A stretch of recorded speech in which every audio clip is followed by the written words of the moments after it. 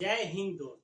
अगर आपने graduation final कर लिया है और आप चाहते हैं एक ऑफिसर वाली जिंदगी, तो आपके लिए ये वैकेंसी बहुत ही ये वैकेंसी निकली है ईपीएफओ, ठीक है, जिसको हम बोलते हैं एम्प्लॉय प्रोविडेंट फंड ऑर्गेनाइजेशन।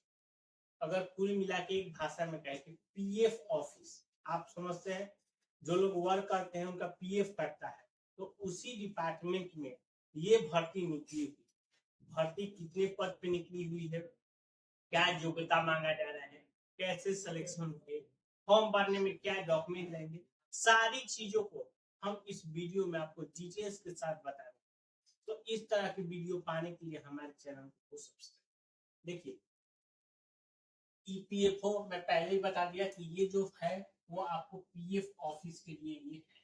जिस इसके अंदर जो पद निकले हुए हैं वो है 156 पदों पे, जो कि इन्फोर्समेंट ऑफिसर और दूसरा है अकाउंटिंग ऑफिसर। दो ऑफिसर के लिए निकला है वो 156 पद।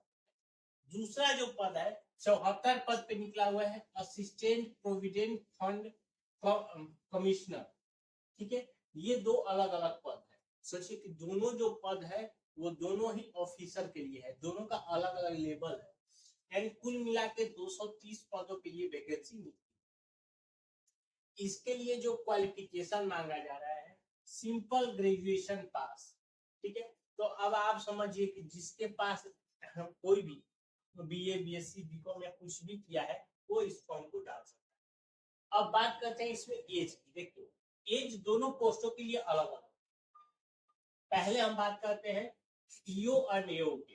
तो अगर हम बात करें, इसके लिए मैक्सिमम एज है 30 और एपीएफओ यानी कि असिस्टेंट प्रोविडेंट फंड कमिश्नर के लिए है 35 साल।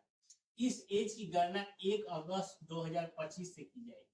अब समझिए, ये जो एज है वो जनरल के लिए, ओबीसी वालों को 3 साल छूट दी जाएगी और एससी और एसटी वाले को 5 साल की छूट दी जाएगी। ये भी आता है, तो इसके लिए आपको घबराना नहीं है। जो भी ओबीसी वाले हम अपने 3 साल ऐड कर लेंगे, एससी एसटी वाले 5 साल ऐड कर। चलिए, अब बात करते हैं फॉर्म भरने का। फॉर्म आपका 29 जुलाई से शुरू हो चुका है, 18 अगस्त तक आप इस फॉर्म को भर।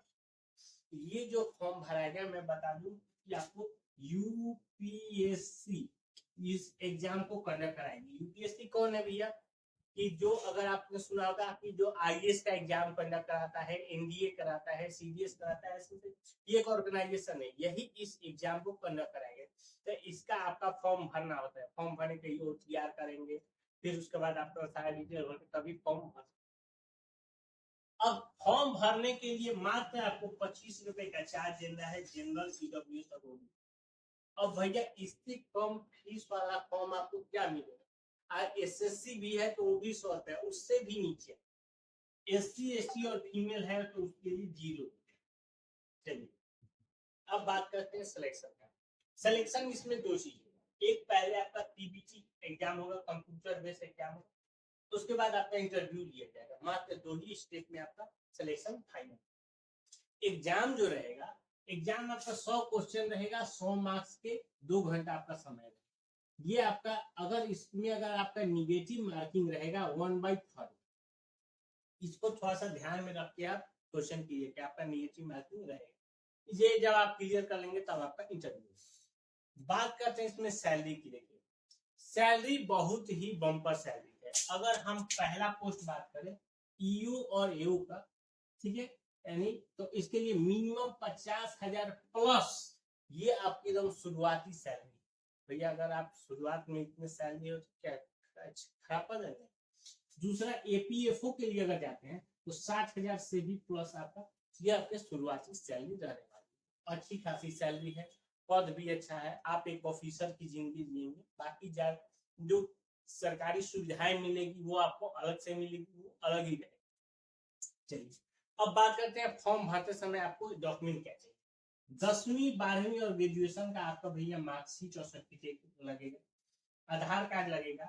जो ओबीसी वाले हैं वो अपना ओबीसी सर्टिफिकेट देंगे, ईडब्ल्यूएस वाले ईडब्ल्यूएस देंगे, एससी एसटी वाले अपना कास्ट।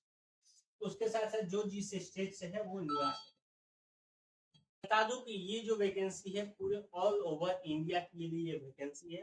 ऑल ओवर इंडिया से आप कोई भी स्टेट से कहीं का भी कोई भी बच्चा फॉर्म को भर सकता। अगर इसके बावजूद भी अगर इससे रिलेटेड आपको कोई और जानकारी चाहिए तो हमें नीचे कमेंट करके पूछ सकते हैं। मिलते हैं नए वीडियो।